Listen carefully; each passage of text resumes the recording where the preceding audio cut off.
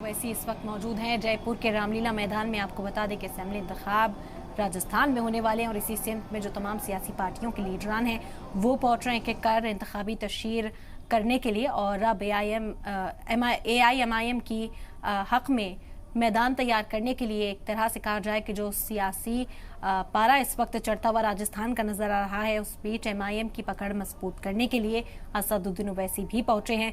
मुस्लिम reservation पर यहां पर बातचीत की गई ओवैसी के जरिए, क्योंकि पासमानदा तबकों को साधने का जो मंत्र PM मोदी ने मध्य प्रदेश के भोपाल से दिया था, उसके बाद से लगातार अब पासमानदा मुसलमानों को लेकर चर्चा तेज हो गई है और असदुद्दीन ओवैसी यहाँ पर निशाना साधते हुए नजर आ रहे हैं मरकजी हुकूमत पर। उन्होंने सवाल उठाए कि अगर इतनी फिक्र पासमानदा मुसलमानों की है तो फिर रिजर्वेशन लाया जाए ताकि इकोनॉमिक और पॉलिटिकल अपलिफ्टमेंट जो है मुसलमानों का वो किया जा सके। पासमानदा के नाम पर रिजर्वेशन मिलना चाहिए, असदुद्दीन ओवैसी ने ये बड़ी मांग कर दी है। बता दें कि PM नरेंद्र मोदी ने हाल ही में भोपाल में अपनी रैली के दौरान पासमानदा मुसलमानों को लेकर कई बड़े ऐलान किए थे। उन्होंने कहा था कि अब BJP पासमानदा मुसलमानों के लिए काम करेगी, उसे साधने के लिए काम करेगी, क्योंकि आज तक उनके साथ जो भी हुआ वो जुल्म है, ज्यादती है और उन्हें किसी तरह की कोई अपॉर्चुनिटी फराहम नहीं कराई गई। इस बयान के बाद से ही लगातार रद्द-ए-अमल सामने आ रहे हैं और अब असदुद्दीन ओवैसी इस वक्त राजस्थान में मौजूद हैं। उनका ये कहना है कि पासमानदा मुसलमानों पर महज बयान देना काफी नहीं, उनके लिए कुछ करने की जरूरत है। रिजर्वेशन दिया जाए, पासमानदा अगर चाहते हैं कि पासमानदा तबके का फरोग हो, पासमानदा मुसलमानों की तरक्की हो, तो फिर रिजर्वेशन की यहाँ पर जरूरत है। असदुद्दीन ओवैसी का बयान इस वक्त बता रहे हैं। आपको बता दें कि रैली को खिताब कर रहे थे, उसी वक्त आज़ान हुई, जिस वजह से अभी ओवैसी ने अजान के लिए अपनी स्पीच को रोका, अपने खिताब को रोका। और इससे पहले जब वो खिताब कर रहे थे तो निशाना साधते हुए नजर आए मरकजी हुकूमत पर, तो उन्होंने निशाना साधा ही, साथ ही अशोक गहलोत को लेकर भी कई सवाल उन्होंने किए। उन्होंने कहा कि पासमानदा मुसलमानों के लिए अब तक कोई काम नहीं किया गया और अपना वोट बैंक साधने की कोशिश लगातार की जाती रही, कांग्रेस की ओर से भी और BJP की ओर से भी। और यहाँ पर मैं रिजर्वेशन की बात आपसे कर रहा था। मेरे अजीज दोस्तों और बुजुर्गों, पसमानदगी की बुनियाद पर इन तमाम पसमानदा मुसलमानों को राजस्थान की सरकार को रिजर्वेशन देना चाहिए। वहीं पर हम देखते हैं कि ऐसे राजस्थान में 38% मुसलमान नौजवान ऐसे हैं, ना तो रोजगार में है, ना उनको कोई तालीम या ट्रेनिंग दी गई, यानी कोई उनके पास हुनर नहीं है और सरकार को इसकी कोई फिक्र नहीं है। तो इसीलिए मेरे अजीज दोस्तों और बुजुर्गों, मेरी आप तमाम से नमन गुजारिश है कि आप मजलिस इत्तेहादुल मुस्लिमीन को मजबूत करिए। और मैं आपको बताना जरूरी समझता हूं कि इंशाअल्लाह ताला जब दिसंबर के महीने में असेंबली के इंतखाबात होंगे तो इंशाअल्लाह ताला जयपुर हवा महल विधानसभा से मजलिस इत्तेहादुल मुस्लिमीन जनाब जमील खां को अपना उम्मीदवार बनाकर उतारेगी। मेरी आपसे गुजारिश है कि आप जमील साहब की तारीफ करिए और इंशाअल्लाह ताला मैं खुद आऊंगा हवा महल में, उस विधानसभा में आकर जितना हो सके फर्दन फर्दन वहां की आवाम से, जनता से हम मुलाकात करेंगे और मजलिस के पैगाम को आवाम के घर तक पहुंचाएंगे।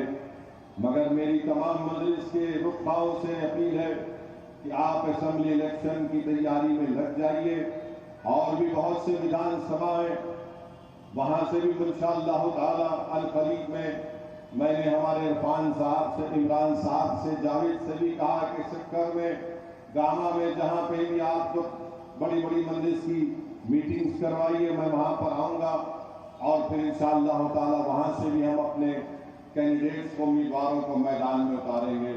ये बहुत जरूरी है कि राजस्थान की विधानसभा में आपके वोटों से मुंतखब होकर आपके नुमाइंदे जाएं, आपके MLA जाए, ताकि वो आपकी आवाज में हुकूमत वक्त के सामने इन नाइंसाफियों के खिलाफ आपकी तकालीफ का हल तलाश करें।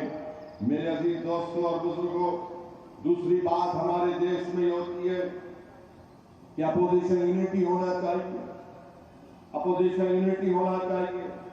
पटना में एक मीटिंग हुई और पटना की मीटिंग में महाराष्ट्र से शरद पवार साहब जिस शख्स को लेकर आए थे प्रफुल्ल पटेल, आज प्रफुल्ल पटेल बीजेपी से जाकर मिल लिए। आप बताइए कौन से पोजीशन की मीटिंग है ये, जिसको आप बुला रहे हैं, जो आपके साथ बैठकर बातें कर रहा है, वो चंद दिन के बाद आज बीजेपी की तारीफ करता है महाराष्ट्र में।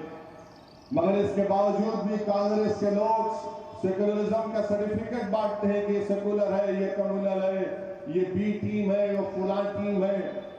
हम कांग्रेस से और ये तमाम नाम निहाद सेकुलर पार्टी से कहना चाहेंगे कि कभी अपने गिरबान में झांक कर देख लो। तुम्हारी तारीफ भरी पड़ी हुई है कि तुमने कैसे कैसे धोखे दिए हैं। आज तुम जिसको बुलाते हो उसी की पार्टी का आदमी बीजेपी के गोद में बैठा है, मोदी के गोद में बैठ जाता है। अब आप बताइए, फिर मजलिस पर इल्जाम लगाते हैं हमको नहीं बुलाया गया। क्यों नहीं बुलाया गया? क्योंकि मजलिस इनके सामने सच्चाई को बयान करती है। आज आप मीडिया में देखिए कि हर अपोजिशन पार्टी के नाम निहाद सेकुलर पार्टी के लोग रो रहे हैं कि बीजेपी ने राष्ट्रवादी कांग्रेस के एमएलए को तोड़ दिया। आपके 40 एमएलए टूटकर भाग गए तो वो गलत है, मगर बिहार में मजलिस के 4 एमएलए को आपने खरीद लिया तो वो सच है। बिहार में हमने अपने खून पसीने से सीमांचल की सरजमीन पर वहां की आवाम पर लाखों सलाम उन्होंने मेहनत की और मजलिस के 5 एमएलए को कामयाब किया। तो यही लालू और नीतीश और ये कांग्रेस के लोग मिलकर 4 मजलिस के एमएलए के जमीर को खरीद लिए। और जब उनसे पूछा गया ये क्यों हुआ तो कुछ नहीं बोले।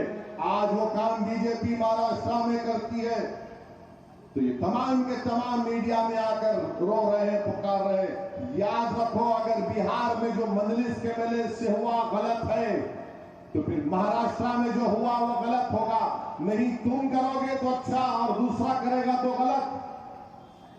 ये इनका नाटक है, इनकी पॉलिसी है कि मीटिंग में जिसको बुलाकर बिठाते हैं। आज प्रफुल्ल पटेल साहब बीजेपी की तारीफ कर रहे हैं, ये तुम्हारा पोजीशन यूनिटी है। अरे छोड़ो, ये सर्टिफिकेट बांटने की दुकान बंद करो। तुमको अगर बीजेपी को रोकना है तो आइडियोलॉजी की बुनियाद पर रोको। बीजेपी से मुकाबला करना है तो एक एजेंडा बनाओ। ये नहीं हो सकता कि नहीं हम जो करेंगे वो सच है और दूसरों को सबको गुलामों की तरह।